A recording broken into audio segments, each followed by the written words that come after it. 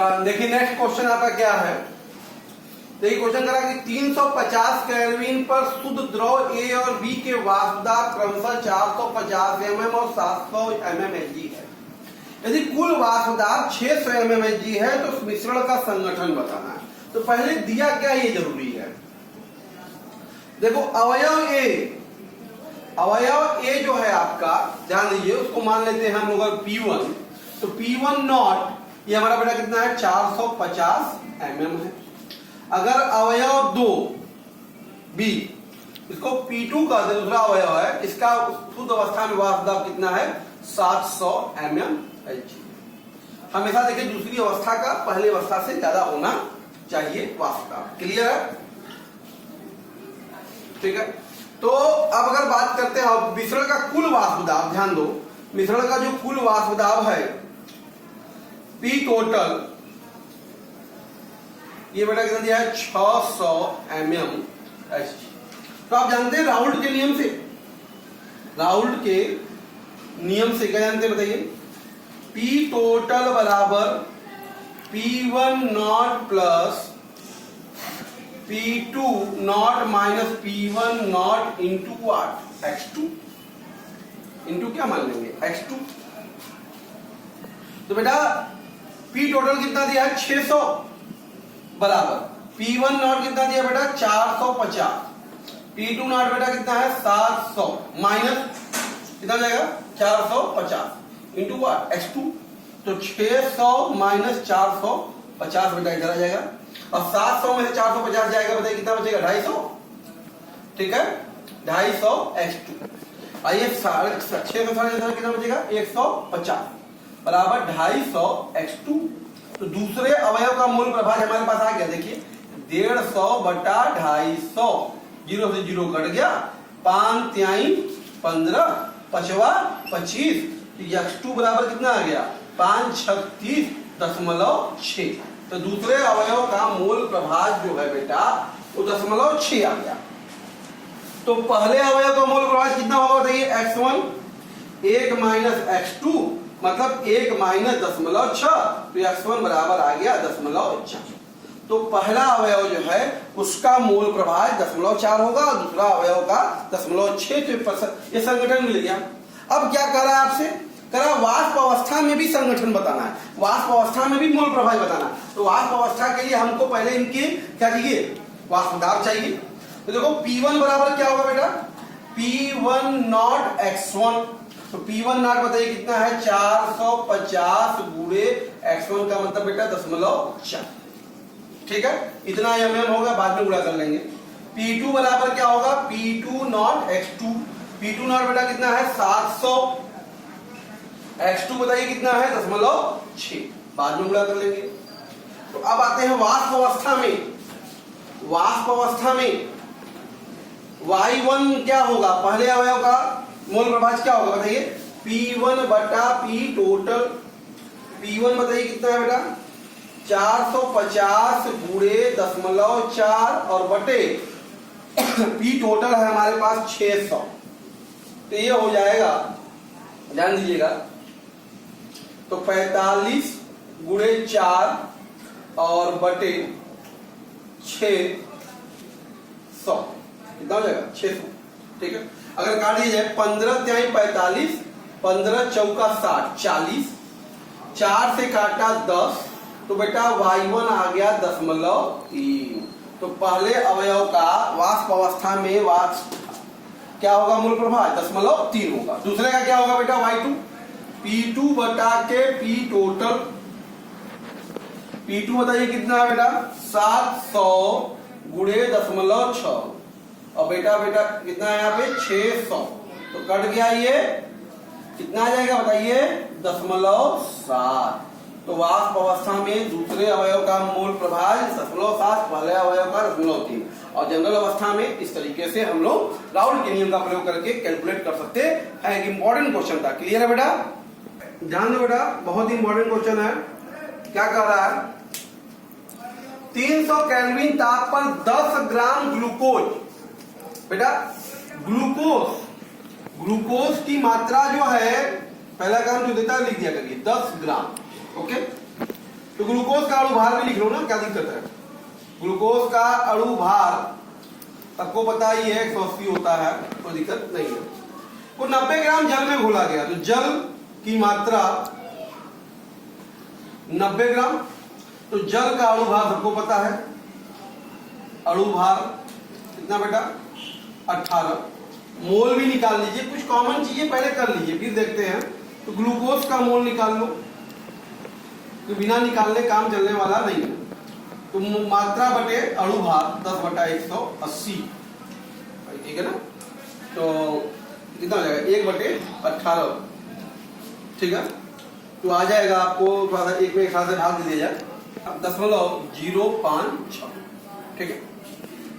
इसी प्रकार जल का भी मोल देख लीजिए। जल का मोल क्या है 90/18, तो 18×5 = 90, ये भी हो गया।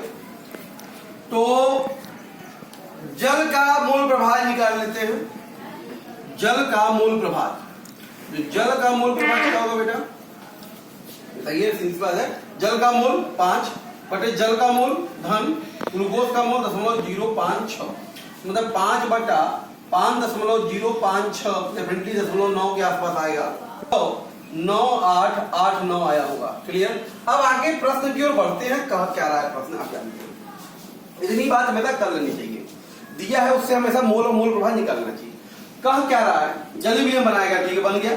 300 केल्विन पर शुद्ध जल का वाष्प दाब, देखिए P नॉट जो है वाटर का वो दे दिया है बेटा 32.8 mmHg। तो विलयन का वाष्प दाब निकाल, तो पक्का है कि विलयन का अगर निकालना है P टोटल, तो डेफिनेटली आप कहेंगे P किसका भाई, जल का, और P किसका होगा बताइए, ग्लूकोज का, यही ना होगा। तो डेफिनेटली तो ये देखिए ग्लूकोज की बात करें, चूंकि आप देख रहे हैं कि ग्लूकोज बेटा क्या है, ये अवाष्पशील ठोस है। तो अवाष्पशील ठोस है, जिसका वाष्प दाब नहीं होगा, ये 0 होगा। ये क्या होगा 0। इसका मतलब विलयन का जो वाष्प दाब, यहां भी ठोस आया अवाष्पशील, तो उसका कोई इंपॉर्टेंट नहीं होगा वाष्प दाब में। तो विलयन का जो वाष्प दाब होगा वो वास्तव में जल के ही वाष्प दाब के बराबर होगा। ये वैल्यू क्या हो जाएगी बताइए, P नॉट जल गुणे x जल, भाई PiXi। क्लियर है। तो P का वाष्प दाब दे दिया है 32.8, और जल का मोल प्रभाज आपने निकाल ही लिया, कितना 0.9889। जरा गुणा करके बताइए कितना है आपका वैल्यू, तो 32.44 mmHg। ये हो गया विलयन का बेटा वाष्प दाब। क्लियर है। हमेशा ध्यान दीजिएगा, जब भी कोई अवाष्पशील ठोस आएगा तो विलयन में उसका मोल, उसके वाष्प दाब का कोई भी रोल नहीं आएगा। क्लियर। ये बहुत इंपॉर्टेंट क्वेश्चन है। क्या कह रहा है इसमें, 64% W/W A का विलयन है। ये किसका विलयन है, A का विलयन है। तो निश्चित तौर पे जब A का विलयन, इसका क्या मतलब हुआ, इसका मतलब हुआ बेटा कि A की मात्रा कितना है 64 ग्राम, ठीक है। तो विलायक की मात्रा कितनी होगी, विलायक मतलब जल, ठीक है ना। तो H2O की मात्रा बताइए कितनी होगी इसके अंदर, भाई 10 में से 4 गया 6, 9 में 6 गया 3, 36 ग्राम। क्लियर है ना। तो यहां से A का मोल निकाल लो ना, पहला काम जो है उसको बार बंद कर लो। A का मोल कितना होगा, A की मात्रा 64, अणु भार देखो दिया है 128। क्लियर। अगर हम भाग भी दे देते इसको, तो 2 से 32, और ये हो जाएगा 2 चौका 64 दूना के, भाई हो गया 64 दूना के 128 चौका 12, 1/2 आ गया। A का मोल कितना गया 0.5, 2 चौका 12। क्लियर। इसी प्रकार से जल का भी मोल निकालू ना, H2O का मोल, बेटा H2O का मोल कितना होगा, भार कितना है 36, अणु भार हमको पता है 18 गुना के 36। क्लियर। प्रभाज भी निकाल लीजिए, A का मोल प्रभाज बेटा कितना होगा बताइए, 0.5 बटे 0.5 धन 2 बराबर 0.5 बटा 2.5, मतलब 5 बटा बेटा 25 का मतलब 1/5, 1/5 का मतलब 5 गुना के 10। तो A बेटा 0.2 आ गया। तो पहले अवयव का मोल प्रभाज 0.2 आ गया। तो जल का मोल प्रभाज क्या होगा, निश्चित तौर पे H2O क्या होगा 0.8 होगा। मोल प्रभाज तो मिल ही गया। कह क्या रहा है ये ध्यान देते हैं, बाकी सब तो कह रहा है। अब क्या कह रहा है इसमें, करा एक बिलियन का वास्तव मतलब पी दे दिया है बेटा 145 mm बिलियन का वास्तव दे दिया है। फिर क्या करा है, उसी ताप पर जल का वास्तव है बेटा पी नॉट जल, शुद्ध अवस्था में जल का वास्तव कितना दे दिया बेटा 155 कितना दिया है 155 जल का वास्तव है। तो आपको क्या पूछ रहा है, ए का वास्तव पूछ रहा है, मतलब पी ए नॉट आपसे पूछ रहा है। तो आपको पता है राउल्ट के नियम से पी बराबर क्या होता है बताइए, P A not x A plus P not जल इंटू एक्स जल, भाई वही P1 not x1 plus P2 not x2, वही बात हुई। P की वैल्यू कितनी है बताइए 145, पी ए नॉट निकालना है, ठीक है। एक्स ए की वैल्यू कितनी है बताइए 0.2, ठीक है, प्लस जल का वार्ता बताइए कितना है 155 और गुणे जल का मोल प्रवाह कितना है 0.8। ये हो गया बेटा 145 बराबर 0.2 पी ए नॉट प्लस 8 5 40, 8 5 40 4 44, 8 एकम 8 4 12, तो 124 हो गया। तो यहाँ से 0.2 पी ए नॉट बराबर हो गया 145 माइनस 124 बराबर 5 में से 4 गया 1, 4 में से 2 गया 2, तो 21 आ जाएगा बेटा। तो पी ए नॉट कितना लगेगा बेटा, तो 21 बटा 0.2, तो 210 बटा 2 मतलब कितना हो गया 2 एकम 2, 2 5 10, 105 mm होगा। तो ए का जो वाष्प दाब है बेटा कितना होगा 105 mm होगा। क्लियर है। क्वेश्चन है हमारे पास, करा एथिल और प्रोपिल अल्कोहल के मिश्रण का 27 डिग्री सेल्सियस पे वाष्प दाब 290 mm है। मतलब ये जो एथिल अल्कोहल है मतलब C2H5OH और प्रोपिल अल्कोहल CH3CH2CH2OH, इन दोनों का जो मिश्रण है का वाष्प दाब मतलब P जो है वो 290 mm है बिलियन का। क्लियर, अच्छी बात है। अच्छा, अगर C2H5OH को बेटा अवयव 1 मान ले, अवयव 1, तो इसका मोल प्रभाज मतलब x1 दे दिया है 0.65। तो दूसरा अवयव जो हमारा CH3 प्रोपिल है, इसको अगर हम लोग 2 मान ले दूसरा अवयव, तो x2 कितना आएगा बताइए 1 माइनस 0.65 मतलब x2 हो गया 0.35, ठीक है, मोल प्रभाज हो गए। करा एथिल अल्कोहल का वाष्प दाब मतलब एथिल अल्कोहल के लिए है बेटा, जिसका मतलब वाष्प दाब बताइए P1 नॉट आपसे पूछ रहा है, P1 नॉट पूछ रहा है, और प्रोपिल अल्कोहल का वाष्प दाब बेटा P2 नॉट आपको देखो दे दिया है 210 mm। क्लियर। तो सिंपल सा राउल्ट के नियम से हम लगा देंगे P बराबर क्या P1 नॉट x1 और P2 नॉट x2। तो P की वैल्यू बताइए कितना है हमारे पास बेटा 290 बराबर P1 नॉट कैलकुलेट करना है और x1 की वैल्यू है 0.65, धन P2 नॉट है 210, x2 की वैल्यू है 0.35, तो 290 बराबर 0.65 P1 नॉट प्लस इसका गुणा कर लीजिए जरा 10 में 0.35 का 73.5, तो यहाँ से जरा देखो 0.65 P1 नॉट हो गया 290 माइनस 73.5, तो 0.65 P1 नॉट कितना हो गया, 10 में से 5 गया 5, 9 में से 3 गया बेटा 9 में से 3 गया 6 और 8 में से 7 गया 1, 216.5 हो गया। क्लियर है ना। तो यहां से जरा ध्यान दीजिए P1 नॉट कितना आ जाएगा, मतलब हमारा एथिल अल्कोहल के लिए वाष्प दाब 216.5 बटे 0.65, तो 216.5 से देखिए भाग देखिए कितनी वैल्यू आती है, होगी 333.1 mm। तो ये है एथिल अल्कोहल के लिए उसका वाष्प दाब। क्लियर है बेटा। हमारे पास करा हेप्टेन और ऑक्टेन का आदर्श विलयन बनाया गया, ठीक है। तो आपको अगर हेप्टेन को 1 मान लिया जाए और ऑक्टेन को दूसरा विलयन मान लिया जाए, तो कह रहा इन दोनों अवयवों के पहले के अवयव का वाष्प दाब मतलब P1 नॉट कितना दे दिया बताइए जरा हमको। P1 नॉट 105.2 किलो पास्कल है और दूसरे अवयव का P2 नॉट बेटा कितना दे दिया है 46.8 किलो पास्कल है। दोनों अवयवों का आपको दे दिया है, हेप्टेन के लिए ऑक्टेन के लिए। आपसे कह रहा है 26 ग्राम हेप्टेन। ध्यान दीजिए हेप्टेन की मात्रा कितनी है 26 ग्राम है। तो हेप्टेन मतलब क्या था फार्मूला बताइए C7H16 C7H16 ठीक है का अणु भार क्या होगा बेटा। तो 12 सते 84 धन 16 कितना हो जाएगा 90 सॉरी 16 हो गया।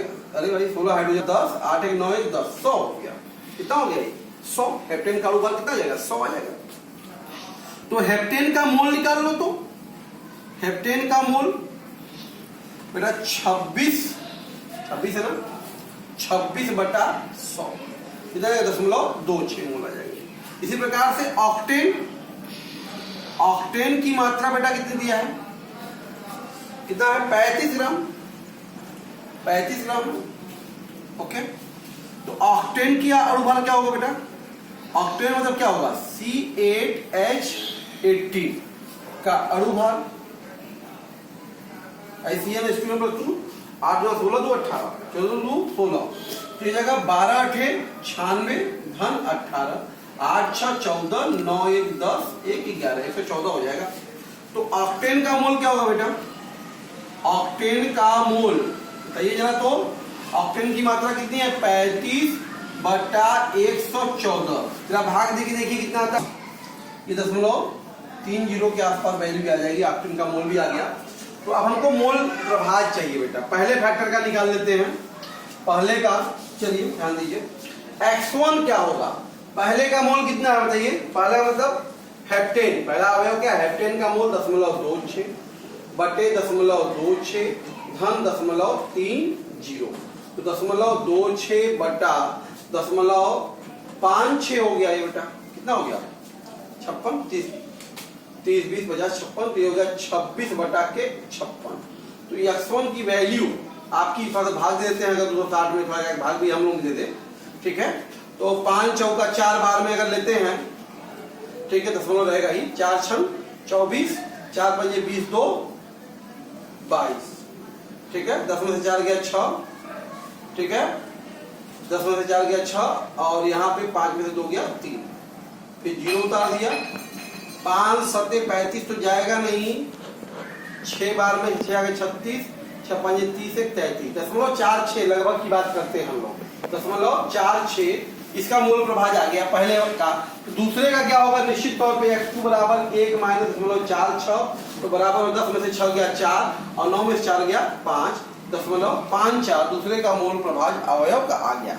पूछ क्या रहा है बेटा पूछा है आपसे मिश्रण का वास्तुदाब P बराबर तो क्या होगा P1 not x1 P2 not x2 तो P1 नॉट है हमारे पास ध्यान दीजिएगा 105.2 गुणे 0.46 धन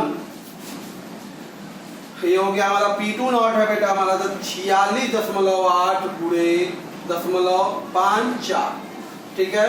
ये गुणा करना होगा आपको थोड़ा सा कैलकुलेट करिए अभी 74.832 किलो पास्कल आई होगी। क्लियर है। बार में कन्वर्ट करना है तो क्या करेंगे 10 के पावर 6 से मल्टीप्लाई कर लेंगे सॉरी 8 से किलो का 3 और पास्कल का 5 8 से मल्टीप्लाई हो जाएगा। क्लियर है। क्वेश्चन है कह रहा है 300 केल्विन ताप पर जल का वाष्पदाब 12.3 किलो पास्कल है। इसका मतलब हम बात करें कि अगर P नॉट जल बेटा 12.3 किलो पास्कल है ठीक है। तो अवाष्पशील विलेय है ध्यान दीजिएगा अवाष्पशील विलेय इसका मतलब यह हुआ सीधी सी बात है कि इसका जो होगा वाष्पदाब बेटा ये विलेय का ये क्या होगा 0 होगा दूसरा फैक्टर 0 हो जाएगा। बात समझ में या आप समझिए कि P2 जो हो गया हमारा 0 हो गया ठीक है ना। तो P1 ही क्या होगा जल का होगा वही हमारा विलयन का वाष्पदाब बनेगा। क्लियर है। तो जब 1 मोलर विलयन की मोलरता जो दिया है विलयन की मोलरता 1 है, जिसका मतलब हो गया विलेय का मोल, विलेय का मोल हो गया 1। तो विलायक का मोल क्या होगा, H2O का मोल कितना होगा बताइए दीजिए। 1 लीटर मतलब 1000 ग्राम, 1000 ग्राम का मतलब 1855.55 ये हो गया। तो जल का मोल प्रभाव निकाल लेते हैं, x ऑफ H2O बताइए 55.55 बटे 55.55 धन 1 बराबर 55.55 बटे 56.55। तो जल का मोल प्रभाव निश्चित तौर पर 0.9 के आसपास कैलकुलेट करिए तो 0.982 मोल प्रभाव मिल गया। तो विलयन का वाष्प दाब P ये निश्चित तौर पे किसके बराबर होगा भाई, P जल के बराबर ही होगा, क्योंकि वो तो फैक्टर खत्म हो गया, वो 0 है। तो ये क्या होगा P नॉट जल इंटू x नॉट, x जल, ठीक है। तो PiXi, तो P नॉट जल कितना दे दिया है 12.3, अरे कितना बेटा 0.982, जरा गुणा करके बताइए 12.3.982 का 12.08 किलो पास्कल। तो ये है हमारा विलयन का वाष्प दाब। क्लियर है, इंपॉर्टेंट क्वेश्चन है ये, समझ लीजिए आप, कंपटीशन में नीट के लिए बहुत इंपॉर्टेंट है, कई बार पूछा जाता है। क्या कर रहा है, एक अवाष्पशील विलेय है, ठीक है। अवाष्पशील विलेय, ध्यान दीजिएगा, अवाष्पशील विलेय, इसका का अणु भार दे दिया है, अणु भार आपको दे दिया है 40, ठीक है। मात्रा ज्ञात करनी है इसकी, तो इसकी मात्रा मान लेते हैं बेटा W है, स्मॉल w, विलेय है तो क्लियर। तो इसका मोल क्या होगा, विलेय का मोल है, विलेय का मोल क्या होगा लिख लेते हैं, विलेय का मोल, विलेय का मोल स्मॉल m से रिप्रेजेंट करते हैं तो क्या हो जाएगा W बटे 40। क्लियर है ना, भार बटा अणु का W बटे क्या हो जाएगा बेटा 40 हो जाएगा। की मात्रा है, ठीक है। जिसे 114 ग्राम ऑक्टेन में, ऑक्टेन की मात्रा ध्यान दीजिए, ऑक्टेन की मात्रा 114 ग्राम है, विलायक है ये। तो ऑक्टेन का अणु भार कितना होता है बताइए, ऑक्टेन का अणु भार 114 ही होता है। तो कैपिटल N क्या होगा, ऑक्टेन मतलब विलायक है का अणु भार क्या होगा मोल बताइए, कैपिटल N हो जाएगा ना। तो 114 बटा 114, तो कैपिटल N हो गया 1। अब क्या कह रहा है यहां ध्यान, घोलने पर वाष्प दाब में 80% की कमी हो गई, 80% की कमी हो गई। इसका मतलब यह होगा कि बेटा अगर मान लिया जाए P नॉट अगर 100 है तो PS कितना होगा 80 ना होगा, तभी तो 80% की घटी हो गई। PS कितना हो गया 80%। बात समझ में आ रहा है, विलयन का घुलने पर वाष्प दाब 80% रह जाता है। घुलने पर ऐसे लाइन सही नहीं है, घुलने पर विलयन का वाष्प दाब घटकर 80% रह जाता है, ये लाइन क्लियर। तो ये होगा, तो भाई सिंपल सी बात है, अगर P नॉट 100 है तो PS कितना हो जाएगा 80। तो राउंड के वाष्प दाब ऑलमोस्ट आप जानते हैं ना, P नॉट माइनस PS बटा P नॉट बराबर स्मॉल n बटा n plus capital N। Value रख देते हैं, P नॉट की वैल्यू बताइए 100, ओके। और ये कितना बेटा 80, ये कितना हो गया 100, n निकालना ही है, n प्लस कैपिटल N की वैल्यू 1, ये कितना हो गया बताइए 20 बटा 100 बराबर n plus n plus 1, okay ना। 1 बटा बराबर 1 बटा क्या हो गया 5, देखो 20 बजे 100, यहां से n प्लस 1 बटा n क्या होगा 5 होगा। तो बेटा यहाँ पे 1 प्लस 1 बाई n कितना होगा 5 होगा। तो 1 बाई n कितना आ जाएगा 4, 1 बाई n कितना आ गया 4 आ गया। तो n बराबर कितना आ जाएगा 1 बटा 4 आ जाएगा। अच्छा n बराबर क्या, विलेय का मोल, विलेय का मोल क्या होगा भार बटा अणु भार, भार W, अणु भार कितना है 40, देखिए n बराबर 40। तो यहाँ से W बराबर कितना आ गया बताइए, W बराबर कितना हो गया 40 बटा के 4, मतलब 10 ग्राम। तो उस विलेय की मात्रा कितनी होगी 10 ग्राम होगी। ध्यान दीजिएगा यहां पर ये P नॉट माइनस PS बटा P नॉट बराबर n प्लस n नहीं लगेगा, ये डाइल्यूट नहीं है,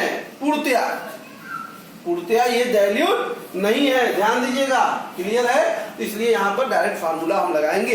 अगर इसको आप लगाएंगे तो बेटा 8 ग्राम आएगा, जो कि आंसर क्या हो जाएगा, गलत। कितना सेकेंड वैल्यू आएगी, 10 ग्राम। क्लियर है। बड़ा इंपॉर्टेंट क्वेश्चन है। क्या कह रहा है आपसे, एक विलेन जिसमें 30 ग्राम अवाष्पशील विले, ध्यान दीजिए, 30 ग्राम अवाष्पशील विले की जो मात्रा है वो 30 ग्राम है, ठीक है। और जल की मात्रा जो है, इसमें जल की मात्रा जो है बेटा वो 90 ग्राम है। क्लियर। तो यहां ध्यान दीजिए, तो जल का मोल क्या होगा, जल का मोल बराबर, जल का अणु भार है, परमाणु भार मतलब 90/18, 18 बचे 95। बिल एक कैपिटल हो गया, क्या हो गया, कैपिटल या कोई दिक्कत नहीं है। तो जल का विलेय का मोल क्या होगा बेटा, विलेय का मोल, भार कितना है 30 बटा अणु भार नहीं पता है, वही तो निकालना है, तो मान लेते हैं ना इसको यम, क्या दिक्कत है, ठीक है। तो जल का मोल प्रभाज क्या होगा, x ऑफ H2O, बताइए भाई, जल का मोल प्रभाज होगा भाई 5/5 धन, इसको हम समझ लेते हैं यक्स, इसको बाद में हम सॉल्व करेंगे, इसको मान लेते हैं यक्स, तो 5 + x, 5 + x हो जाएगा, ये हो जाएगा। तो उस समय विलेन का वाष्प 2.8 किलो पास्कल था जब ये मिलाया गया तब। आप समझे तो विलेन का वाष्प क्या होगा, P बराबर क्या होगा, P आप जल और प्लस P आप विलेय, तो विलेय का क्या होगा 0, क्योंकि ये अवाष्पशील है, साफ साफ देखिए अवाष्पशील है। तो सीधी सी बात है, P बराबर क्या मिलने वाला है, बताइए भाई, P0 जल गुणे x जल। तो बेटा ये वैल्यू कितनी हमारे पास है, 2.8 कितना है, 2.8 बराबर P0 निकालना ही है, तो P0 ये हो गया और गुणे ये हो गया जल, और ये हो गया 5/5 धन x, समीकरण नंबर हो गया 1। फिर क्या कर रहा है बेटा, यदि विलयन में 18 ग्राम जल और मिला दे तो बेटा जल का अब मात्रा कितनी हो गई, जल की मात्रा बताइए कितनी हो गई भाई, पहले था हमारे पास 90, 18 और मिला दिया, कितना हो गया 108। तो अब जल का मोल क्या होगा, जल का मोल होगा 108/18, 18 छक्का 108, 6 होगा। क्लियर है ना। तो अब ऐसी स्थिति में तो विलयन का वाष्प, ऐसी स्थिति में जल का मोल प्रभाज क्या होगा बेटा, x डैश क्या होगा 6/6 धन, उसकी वैल्यू x ही रहेगी, 6/6 धन x हो जाएगी। क्लियर है। तो यहां से विलयन का वाष्प, अब बताइए P बराबर क्या हो जाएगा, फिर से P0 जल गुणे x डैश, मतलब P हमारा हो गया बेटा, देखो कितना दिया है 2.9, 2.9 बराबर ये हो गया हमारे पास P0 जल और गुणे 6/6 धन x, समीकरण नंबर 2। अब दोनों को भाग दे देते हैं, भाग दे देते तो क्या हो जाएगा बेटा 2.8/2.9, देखो यहाँ पे कट गया, यहाँ क्या बचा 5/5 धन x, और ये हो गया 6 + x/6। इसी को सॉल्व करना है आपको, तो कटने उठने की बात तो आपको दिख नहीं रही है बहुत, तो ये हो जाएगा आपके पास 2.8/2.9, 5 × 30 धन 5x, 30 धन 6। तो थोड़ा सॉल्व कर लीजिएगा, समीकरण बनेगा यहाँ पर। तो आप बता देते हैं, आप निकाल देखिए इसकी वैल्यू कितनी आती है, आपकी वैल्यू आएगी जो लगभग 3/2.3 जैसे अनुपात में आएगा, सॉल्व करिएगा। तो x की वैल्यू आ गई, x की वैल्यू है क्या हमारे पास बताइए, 30/m बराबर 3/2.3, 3 से 3 कट गया, तो अणु भार उसका कितना आ गया बेटा 30। यम मिल गया, यम अगर मिल गया है तो किसी भी समीकरण में रख कर हम बात अपना कर लेंगे। तो पहले मोल प्रभाज अगर हम निकाल ले XH2O देखिए 5/के, ठीक है 5/5 धन 3/2.3। क्लियर है? तो यहां देख, तो बेटा यहां से अगर वैल्यू निकाल दी जाए P not x2, P not जल, तो क्या होगा 2.8 बटा 5 धन x की वैल्यू कितनी है बेटा? एक मिनट बाबू, जल कितना आ जाएगा आपके पास? P नॉट जल बराबर आ जाएगा 2.8 बटे 5 धन x की वैल्यू कितनी आई है? 3/2.3। तो ये सॉल्व कर देंगे आप, क्या कर लीजिएगा, वैल्यू आएगी बता देता हूं बेटा, ये 3.528 किलो पास्कल। तो इस तरीके से हम लोग इसका जल का वाष्प दाब कैलकुलेट कर सकते हैं। क्लियर है? इतनी बातें हमने आपसे डिस्कस किया। इसके आगे के और भी प्रॉब्लम हमारे पास है, जिसको बेटा हम लोग, और कुछ कंपटीशन के भी क्वेश्चन, एनसीईआरटी कुछ क्वेश्चन और बचे हैं, डाउट्स का बहुत इंपॉर्टेंट था, इस पर हम लोग नेक्स्ट क्वेश्चन नेक्स्ट वीडियो में आपके साथ शेयर करेंगे। ये समझ में आया? इसको लाइक कीजिए, शेयर कीजिए, सब्सक्राइब कीजिए बेटा। Okay, thank you.